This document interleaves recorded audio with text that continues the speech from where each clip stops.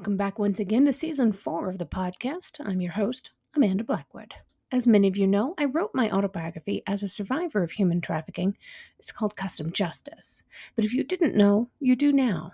Keeping in line with that, this entire season and last season has been focused on interviewing people who did or plan to write about their own experiences as trauma survivors and how they overcame the past. And as much as we all hate commercials, they are a necessary evil these days. This is what keeps the show on the air. You can also show your support by purchasing one of my mini books or donating through PayPal or leaving a review on whatever platform you listen to this podcast on. You can find the links for the books or donation options in the podcast description. As always, a portion of the proceeds go to local organizations that help fight human trafficking. Hey guys, welcome back to the podcast. As always, I'm your host, Amanda Blackwood. I have with me today an incredible young lady who lives by the mantra that anything is possible with God, grit, and grace. And man, does that resonate with me. Welcome to the show, Deb Curtis. Wonderful. Thank you. Thank you, Amanda. It resonates with me too.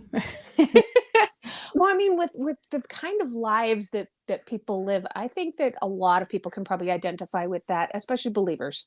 Mm-hmm.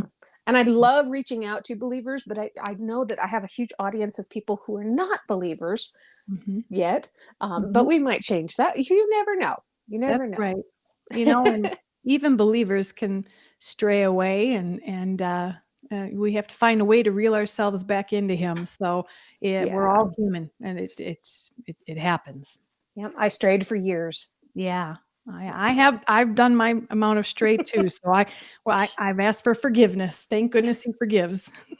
Absolutely. Deb, where are you originally from? Where'd you grow up? I grew up as a baby, my first 3 years, born and raised on the south side of Milwaukee, Wisconsin. And then my father back then, I think it might have been around 1970 or so, decided to do something totally off the cuff and move his family to this rural area south of Milwaukee, maybe about 45 minutes. Back then that seemed like forever, but today that's nothing for traveling. But back then everyone thought that he was nuts. And he raised us with my mom in a little home in a little town called Waterford, Wisconsin. So so I'm a cheesehead. I love my Packers and I love my Bucks. We love our Brewers. And people say we're really hard fans. I think every team is hard on their teams, but Wisconsin can be a little bit hard, though, I would have to admit. That's hilarious. I have a really good friend that grew up and went to college in Wisconsin, and he's kind of like you. He's got this beautiful sense of humor. He's got a wild story to tell, and he says pretty much the same thing about sports fans. Yeah. Yeah, Wisconsin, you guys are a little bit tough on your team. We are. And it's crazy.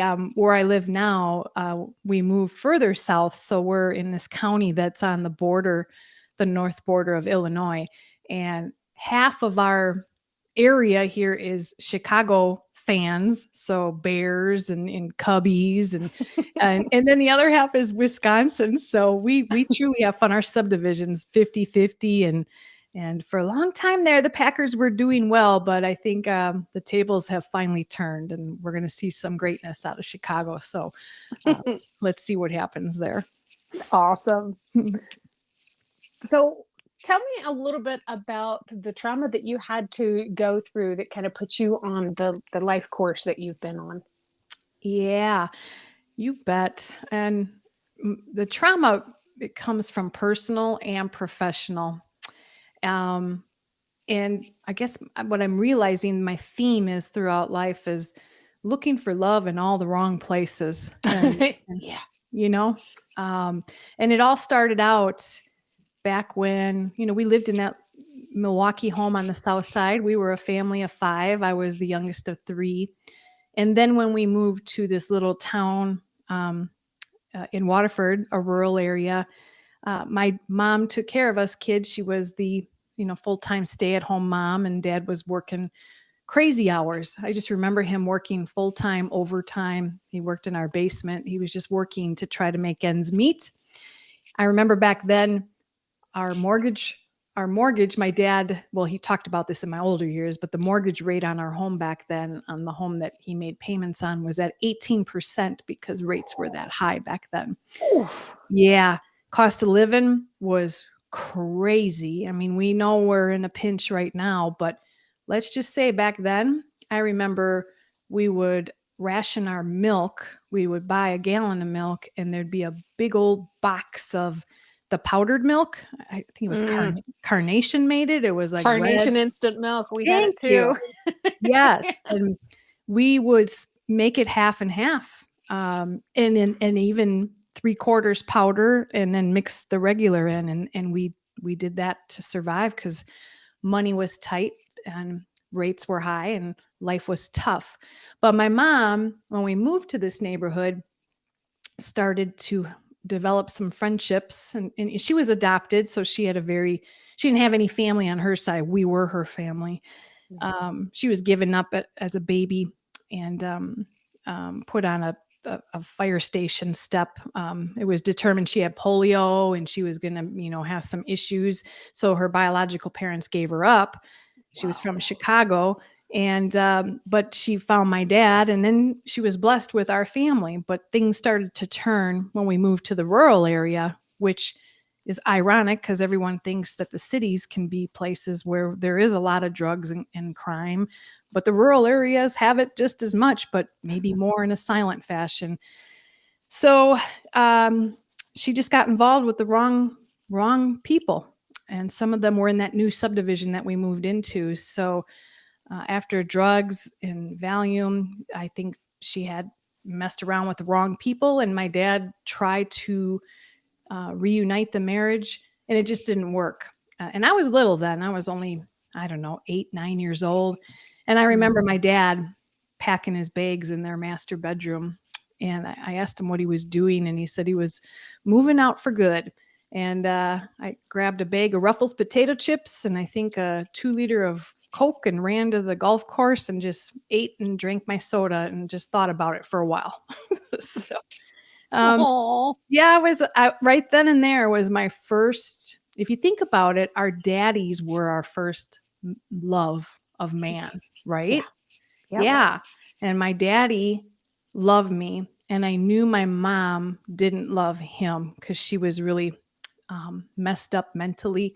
She used to whip birds at him and in front of us kids and argue with him and just very bipolar. And I still remember her smoking cigarettes with those black dirty ashtrays in the house. Oh, yep. She'd be on the telephone with the long orange telephone cord all twisted and smoke all over the house. You remember those days? Oh yeah. Oh. Good times. Gross and nostalgic all at the same time. Oh gosh, the colors. We had the yellow refrigerator. Oh my gosh, an orange telephone. Ours was olive green. Oh yeah, I remember the green carpeting was in. Oh, the shag. Oh, shag. Good Lord. Oh, good Lord. Anyhow, so after he left, she had custody of me, the youngest. My oldest sister was gone. She went into the military. And then my other sister was home, but she was involved in drugs and alcohol. Really bad. I remember many times her being sick in the house. And over time, my mom and her would host parties. And all of a sudden, before I knew it, this house that my dad moved us to from Milwaukee ended up being the party house in the little town and a drug house eventually where people were making deals. And I'm 9, 10 years old witnessing all of this. ugh. Yeah. So thankfully, I knew better to still go to school and walk. I didn't have to take a bus. So school was all within walking distance. And over time, it got so bad that when my oldest sister would come back to visit from the military, she learned that I was abandoned. I was pretty much I shouldn't say pretty much, I was threatened by my mom not to let my dad know, just to hide it all, because he would see me like twice a month. That was the orders. And then the authorities found out, and the police came, and they immediately pulled me out of this drug infested house because I had to figure out how to feed myself. I had to figure out how to, it was just a messed up, drug, dirty dog, pets mess everywhere. My dad got me out of there. And then back in the 70s, it was really difficult for the father to get full custody of the kids. It's just the judges always wanted the mom, no matter what, to have full custody.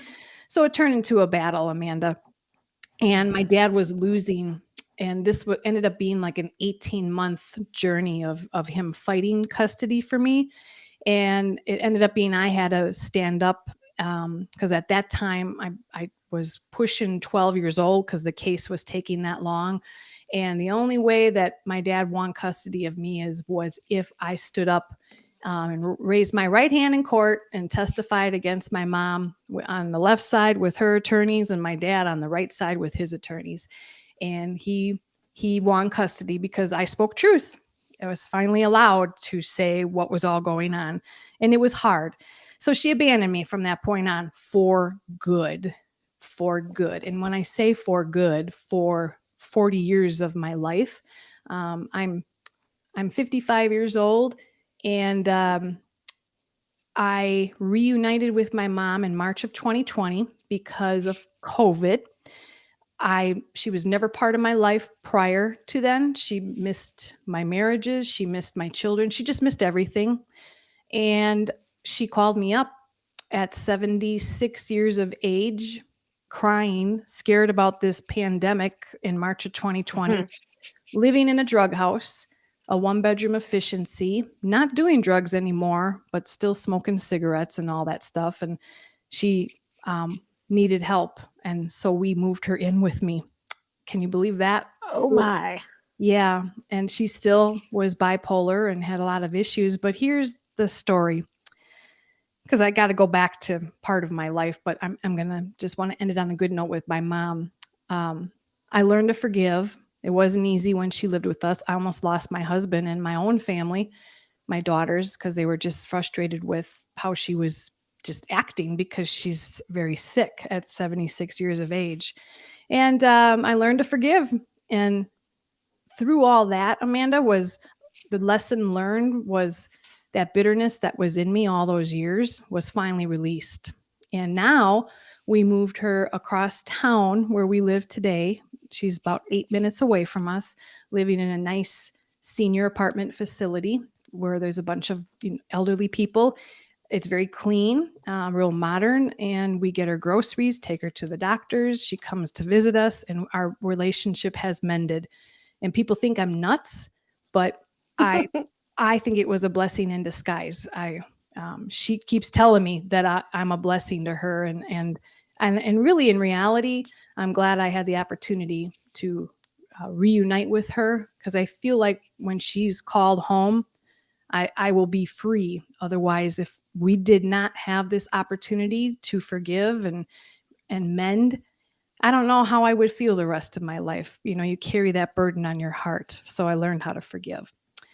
So then I want to just go through my first marriage. I was married to a husband who was a severe alcoholic. The usual story, domestic abuse. He was thrown in jail. I'm sure you've heard plenty of these stories over the years of hosting this wonderful show. And a lot of your audience members can resonate.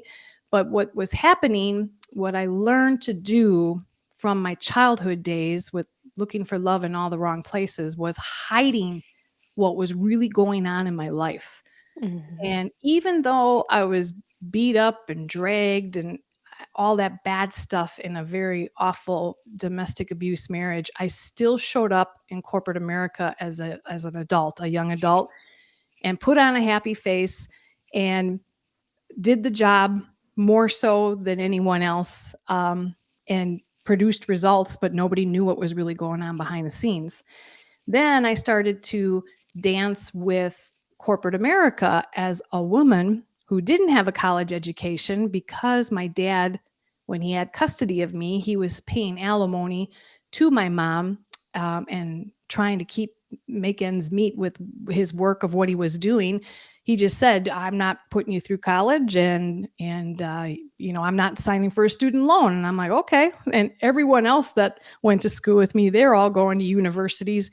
And I was bullied because I was the kid that wasn't going to school. But you know what I said, Amanda? I'm like, well, you know what? These aren't my friends. So I'm just going to show them and work really hard in corporate and climb up the ladder. And my very first job of 18 years, back then it was in the 1990s, I did the work. I did a good job, but they wouldn't promote me because I was a female. And I had to basically positively persistent manner tell them that you're making a big mistake. I really want this job. I can prove to you that I can do it. So they promoted me. But they didn't give me the same pay as the guys. But that's okay. I mean, I tried to get more of an increase. What mattered to me, Amanda, was having that promotion on my resume so it could take me other places throughout my corporate career climb. But I found out leaving and trying to interview at other places, I don't know what it was back then, but you had to have that university education. It could have been I was studying something entirely different than finance, but you had to have that on your resume in order to even be considered for an interview. I don't know. Have you ever heard of that? But that's how it was. Oh, yeah. I've run into that a lot myself. And I'm a high school dropout with no college education. It was a struggle trying to survive. Oh, I'm so glad. I mean, not to hear that, but to hear that you understand this. I mean, and this is my message. It's like, your experience and my experience, I think, far outweighs a college education. You can't teach what we went through in school. Right, exactly. Yeah. I mean, education is okay and it's nice to have, but lived practical experience is going to get you so much further in life. Exactly. So I'm going to rush the next 10, 20 years of my career basically was climbing the corporate ladder. Oh, by the way, I did divorce my first husband. He passed away when he was 40 years old from drinking.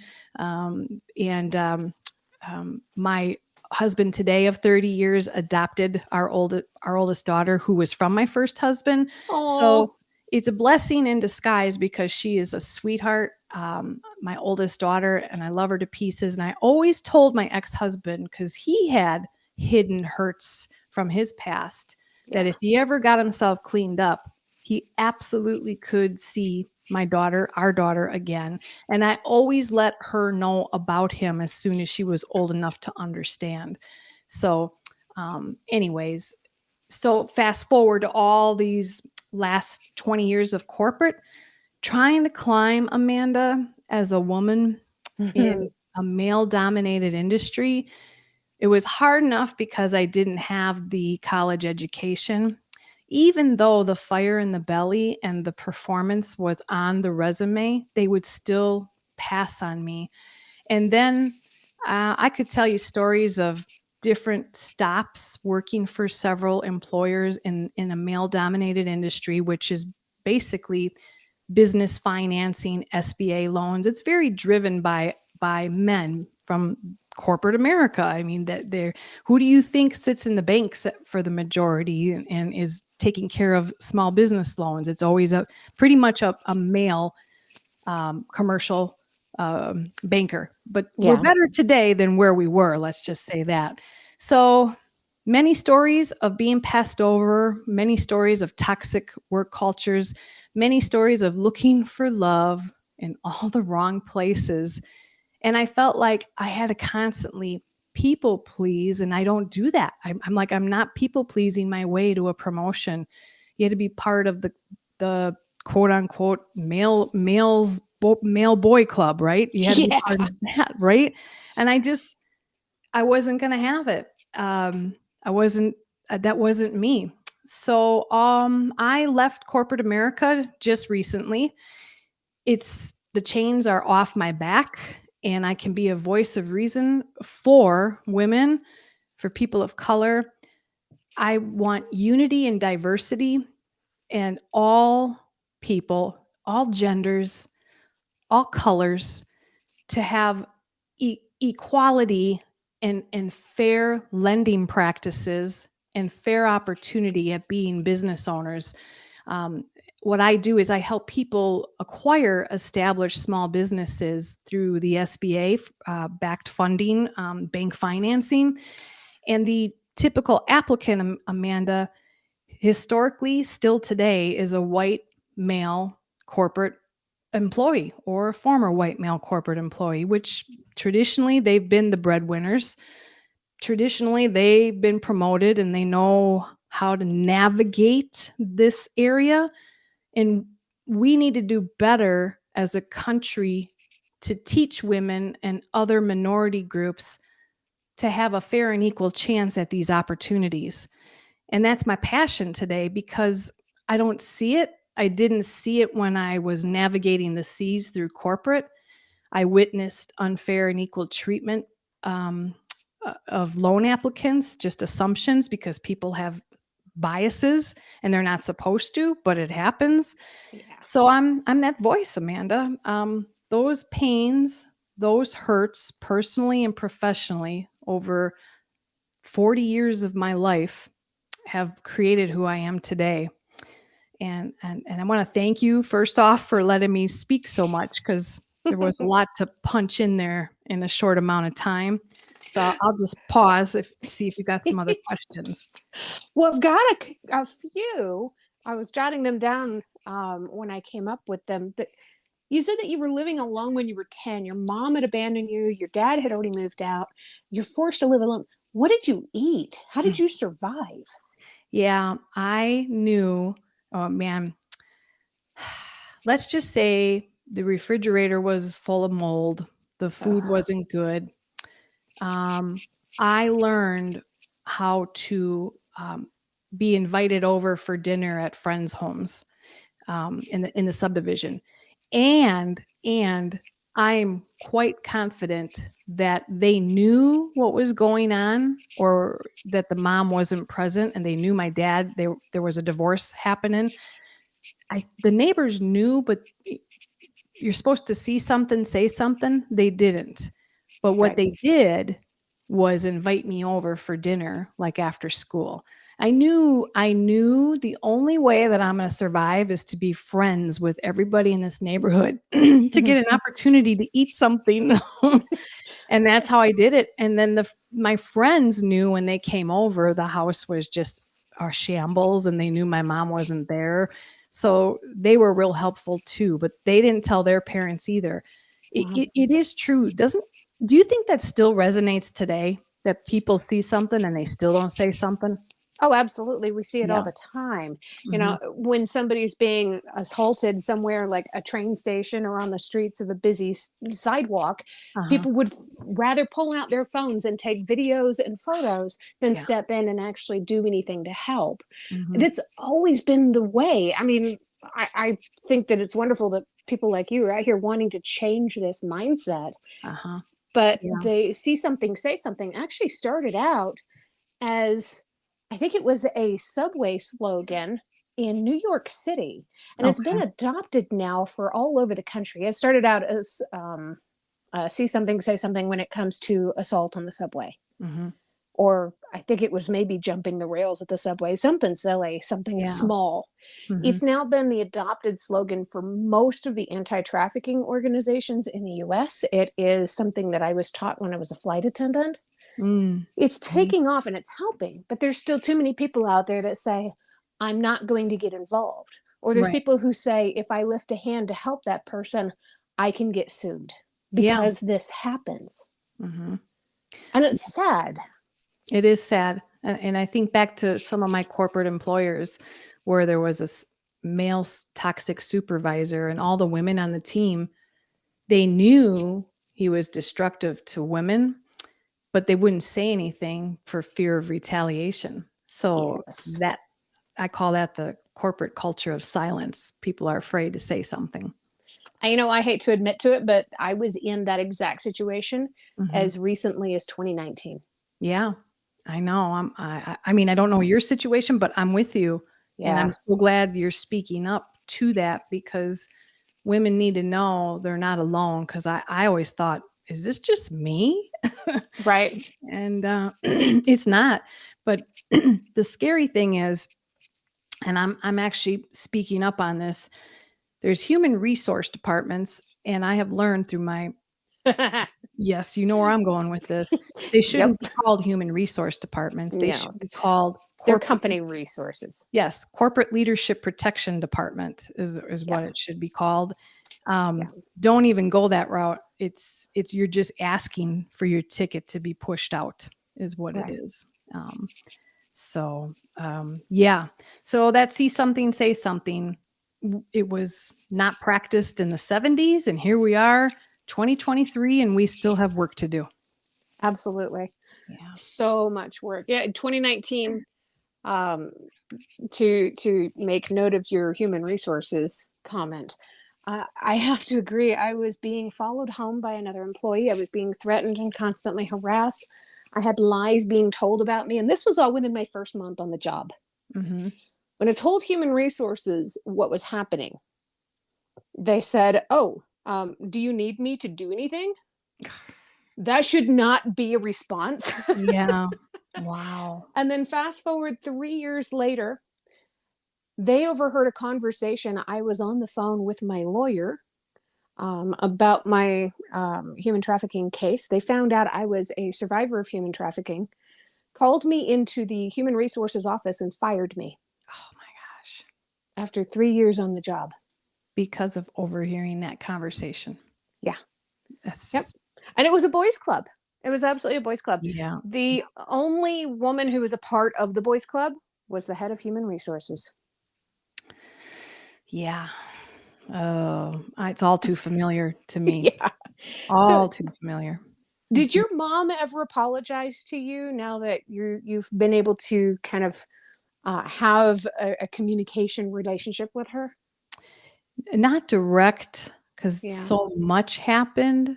Her way of apologizing to me has been, I don't deserve this. And I tell her, God's not finished with you yet, so yes, you do deserve it. And that's why you're here experiencing it. you Yeah. know? So, and she'll say to me, what a blessing I have been after all that I had been through. Wow. And that, she doesn't deserve it, but she's never really said, I'm sorry. And, it was hard because that was that was an 18-month trial. And tell me this, I mean, the trauma that you have gone through, because this is my experience. And I think it must be stemmed by me being told not to say something, that I tend to forget it, or if it's that fear that just pushes it down so far, it's hard to remember some of the stuff that really did happen until you start talking about it. Does that resonate with you? Absolutely. Mm-hmm. I started trying to figure out how I was going to write my book many, many years before I actually wrote it. Mm-hmm. And doing that, I started to come up with like little glimpses of memories. It's like, oh, I remember this weird time. I remember this one time that this other thing happened. And they started to connect together in a strange way. Mm-hmm. When I sat down to write my book, it was December of 2020. And I wrote the entire 350-page book in the single month. Everything came out of me, including things that I had not thought of or remembered in decades. Mm-hmm. All of this stuff came pouring out. And it's similar to what's known as EMDR therapy. It's an association therapy Okay. where you start thinking about things um, based on, during this one incident that happened last year, I felt this way. It reminded me of the time that I felt this way that was related to this other event. And you start thinking about that other event, and your brain kind of spirals down this track. And Mm-hmm. it's bizarre the way that you can kind of make these connections and understand where your trauma responses come from and why you react to what seems to be innocuous situations in a non-innocuous kind of way. Yeah. Right. Yeah. That makes sense. It's something else. And being a guest on podcasts, it's almost a way for me to heal. But at the Yes. same token, it's like, oh, some more stuff is coming out of me that it's like, oh, I forgot about that, Um, and the pretend, you pretend everything is okay. And then all of a sudden it's like, no, that wasn't okay. It was not okay. Right. Um, wow. And you had commented earlier on one of my LinkedIn posts about the post was about being low maintenance in relationships is not a badge of honor. You Mhm. said that one hit you really hard. I mean, I think there's a lot of people that it would. If I posted maybe more often on LinkedIn, it might actually get seen more. Um, but we Yeah. grow up learning to hide our feelings because we're told that they don't exist. We're told, oh, if you think this is bad, you should see what I had when I was your age. We're taught these constant lessons of repressing ourselves Mhm. to the point we no longer feel like we have a voice that should be heard at all. And it's Yeah. exactly the opposite.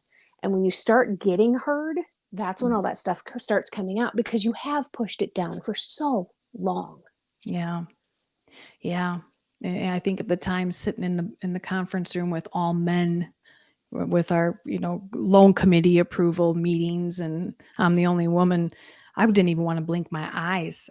I used to squeeze my butt cheeks to try to not cry. Like in my chair, I'd squeeze my butt as hard as I could to not cry, because just the way that they would talk to me, it was just crazy, Amanda, crazy. And you had to stifle it and show that you're strong like they are, so to speak. And so I say, let it go now. That's what I'm doing. That's why when I saw your post, it's just like, whoa, this is huge. Low maintenance is not good because you're holding everything in. We don't need to Right. hold everything in. Right. It's Exactly. You need and to take up your space. thank you. And when I'm starting to see this, and women need leaders like you that have a voice with a show like this to help them find a way to get out of what they're in. We didn't have this. The way I figured it out was I pulled a book. Somebody recommended a book called Codependency No More, by Yes. Melody Beatty, I think her name is. And that changed my life. It's basically people pleasing to make sure everybody's happy. Yes. Everybody at the corporate job, my mom's happy, my dad's happy, everybody's happy, but you're the one that's not. Right. And so many people don't realize that people pleasing is a trauma response, but it totally is. Mhm. When you put it into terms of critical thinking, it makes absolute sense. If you're put into a dangerous or abusive situation for a prolonged period of time, like your entire childhood, it becomes second nature for you to try to make those around you happy just Mhm. to avoid them getting Mhm. angry so that Yeah. they can abuse you more. This Yeah. becomes kind of a learned behavior. It builds new neurosynapses in our brains. And Mhm. every time we repeat these behaviors, we are reinforcing this habit and telling ourselves that this is the correct thing to do. Yeah. Yeah. You want to feel loved, you Right. don't want to feel hurt. Right. Oh, wow. Yeah. Yes. The corporate knows, and I would just walk out of conference rooms, for promotion, and the corporate knows, or the corporate disciplines for things that weren't even reasonable. You drive in your Yeah. car away. It's like, why me? Where did that come from? Yeah. Um, wow. Be a voice. That's what I'm going to say, Amanda. Keep this show pounding. Any of you out there listening, if you have a story, you got to connect with Amanda and get it out. Don't don't wait 30, 40 years like me. That would be my message, because that's too long. That's too long. And back in the day, seeking help for mental health, seeking help for not feeling right, you didn't talk about it because you had fear you wouldn't get a job if they found out, oh, Yeah. Deb's got a mental problem, right? Yeah. Or you'd get ostracized. Yeah. Oh, you're going to a shrink? You must be Right. crazy. Yeah. Yep. Or you won't qualify for life insurance. I remember my husband when we were Oh, first married, after my first child, I just was having issues after birth that the hormones weren't coming back. And I wanted to see a doctor. He's like, you can't do that. You'll never get life insurance again. I'm like, what? What? He goes, that'll right. be on your record and corporate will never hire you. And we believe that. That's what we believe. Now, was it true or not? I don't know, but anything's Well, possible. I mean, knowing what we know now about the practices of mental health, I don't think it would have been Mhm. legal for them to share that information from a therapist or psychologist to an employer Mhm. unless it was somebody who was hired by the company. Yeah. Yeah. But there's a lot of those myths and rumors that are still perpetuated to this date. If you go into a doctor's office and you put that you're depressed down on paperwork, you can never own a gun. Right. Right. Right. Mhm. It's just the most bizarre thing that we still have these rumors and these blatant falsehoods that we're Mhm. still buying into around mental health. Mental health is every bit as important as physical health. That's right. It is. And I would say I this is a strong belief of mine that for many of us, corporate experiences are part of mental health issues, especially post-traumatic, like being let go or being dismissed. That where is the responsibility? And I don't know. I guess there is none because it's all at will, right? Right. Everything is at will. So that's the key right there. You're employed at will, and they can let you go today for you got the wrong color shirt on, and Or for that's being a survivor of human trafficking over a decade before. that's nuts. It just blows your mind. Yeah. Wow. Yeah. And it What do you still happens so regularly. What do you think about corporate? This used to bother the bananas out of me. Silly freaking monkey surveys or surveys. This is confidential, and they're trying to get like a test of what's the culture. Or, when there's like a bad supervisor. That one bank I work for, where the president just ripped on women and just anger and swearing, and then he's gone and everyone's talking. Are you going to say the truth? And everyone's like, heck no. They say it's confidential. That ain't confidential. He's looking right at it. So how do Right. you get answers out of a survey? I mean, come on. What are your thoughts on that? I think electronic surveys are always going to breed distrust. Mm-hmm. If they want people to answer honestly, the best way to do that is to have them type up something so you can't read the handwriting, fold up your printed out piece of paper, and put it in a private box. Yeah. That's the only way that you're ever going to get employees to tell the truth. It has to be anonymous and it has to be proven to be anonymous. Something so simple, and they won't do that, Amanda. I know. I know. And it definitely wouldn't have happened in the job that I was Mhm. ceremoniously fired from in 2019. It was Mhm. a small office, but we had hundreds of employees. Most of them worked out in the field. Yeah. You're not going to ask all of them, how do you feel about so and so in the office over there? Because they don't know so and so in the office over there. Right. Exactly. Yeah. Hmm. Yeah. Mm. It was awkward.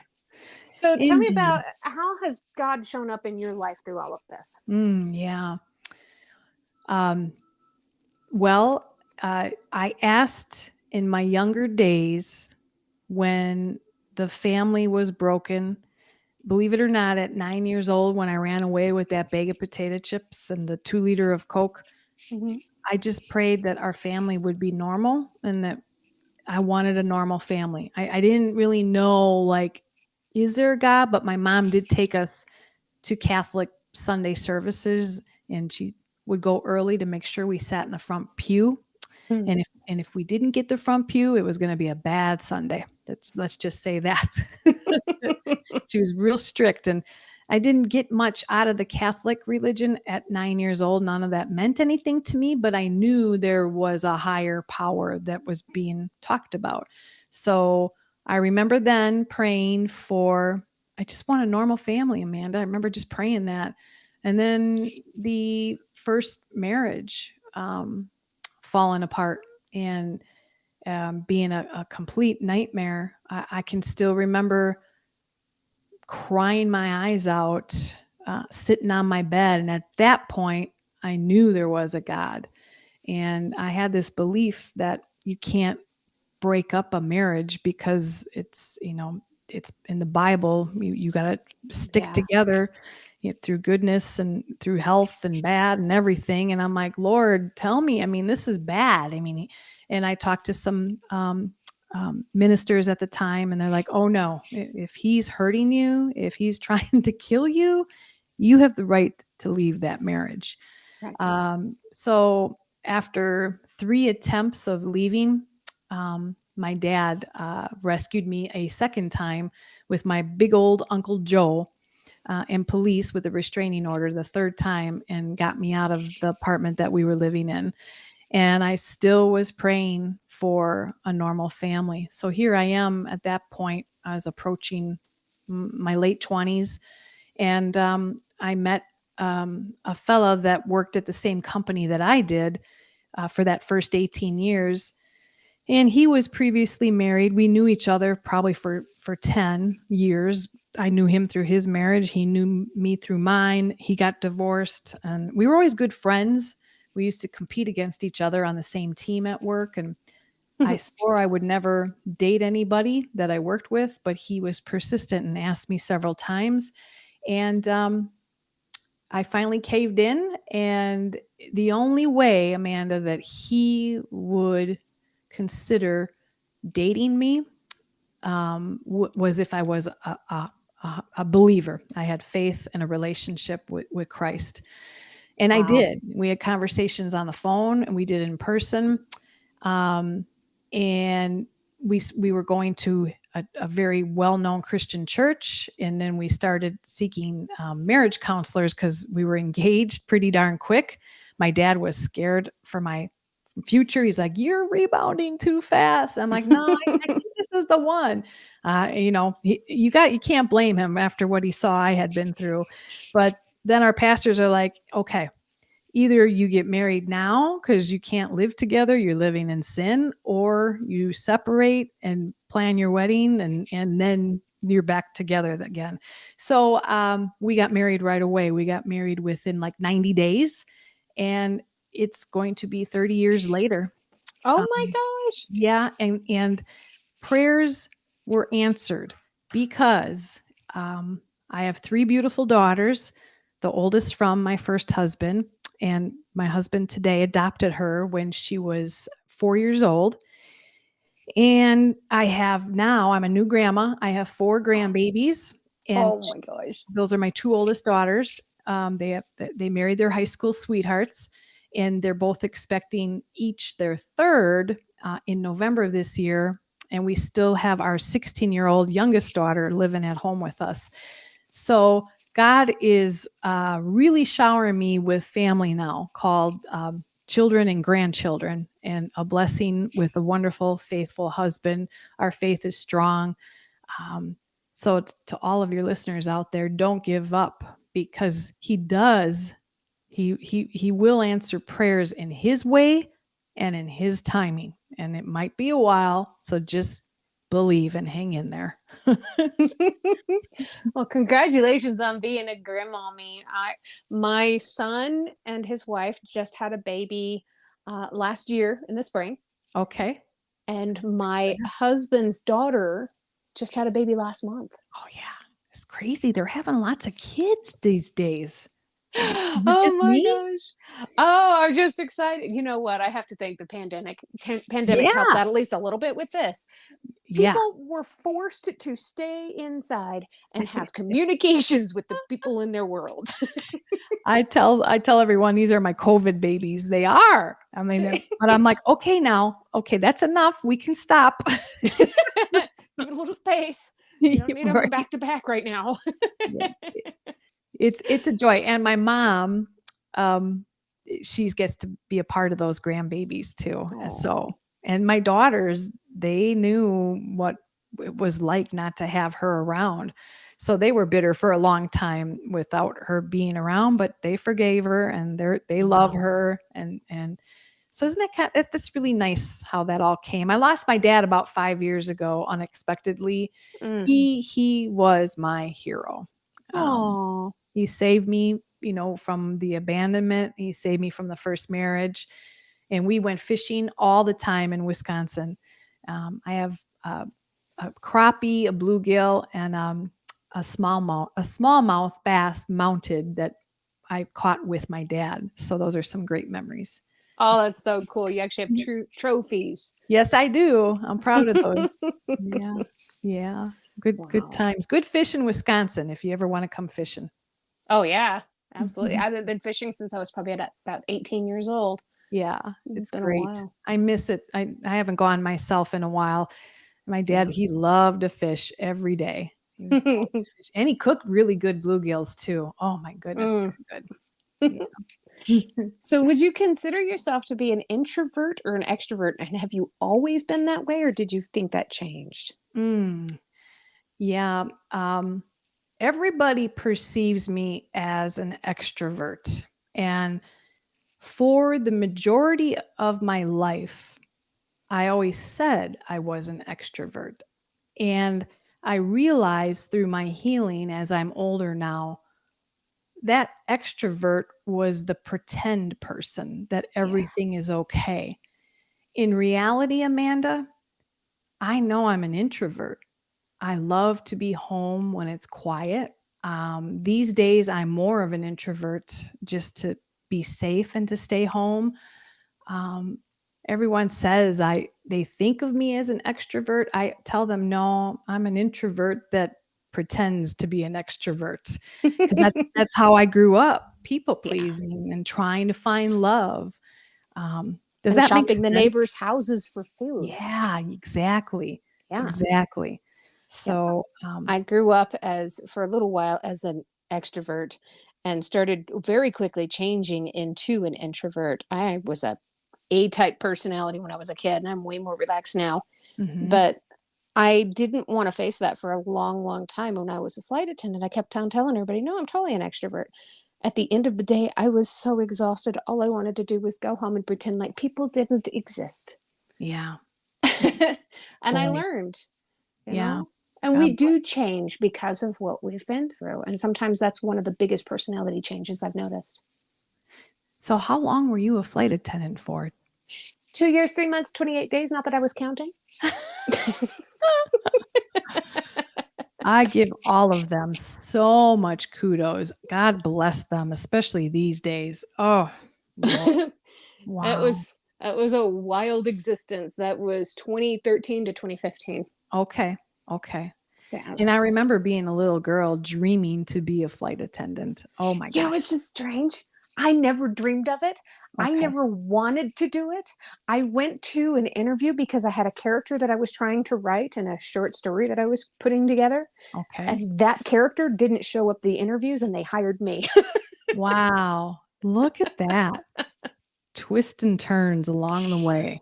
Oh, yeah. So I became the character that I was writing about. That's Very weird the way amazing. that happened. Yeah. Well, I'm glad you were a flight attendant pre-COVID. That's good. Yes.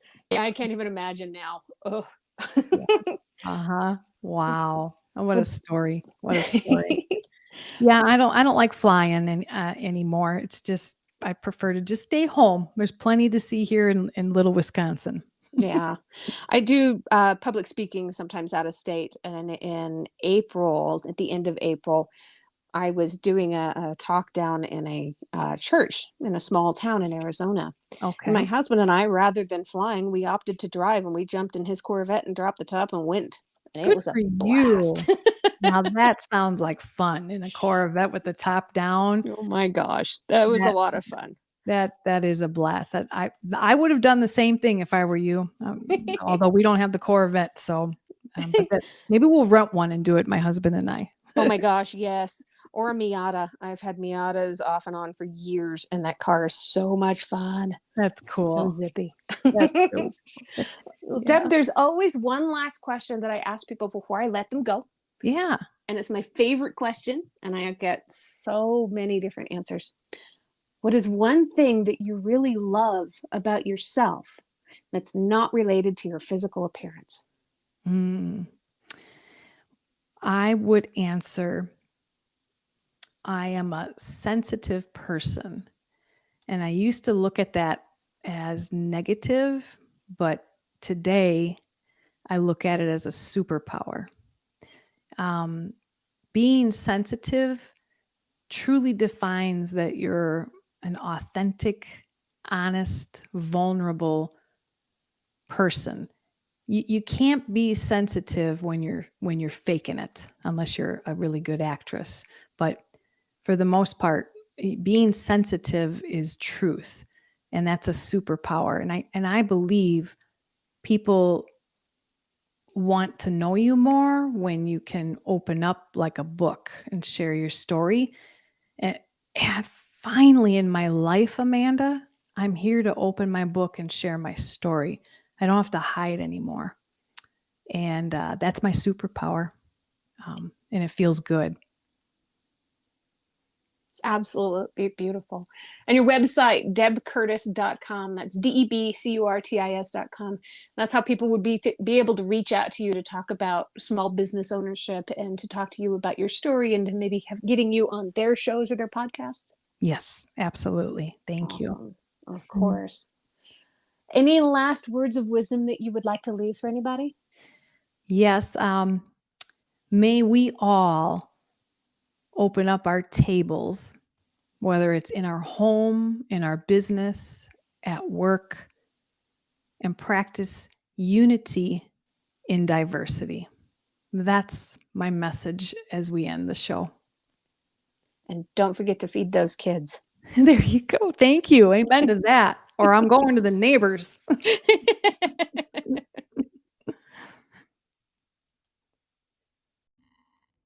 If you've enjoyed tonight's episode, please make sure you check out the episode description. There you'll find links on how you can learn more about this guest, links to connect with them on social media, and how to support the podcast. Remember, I don't get paid to do this. My boss is a bit tight-fisted. I can say that. I work for myself. In short, this show really is all about the guest. If you've enjoyed their interview, please feel free to let them know. You can also tune in to my other podcast, Growth from Darkness, which is co-hosted by a lovely lady from Australia. We talk about what trauma responses are and healthy ways to move beyond the past. For more information, just go to growthfromdarkness.com. You can also follow us on Facebook at facebook.com/growthfromdarkness.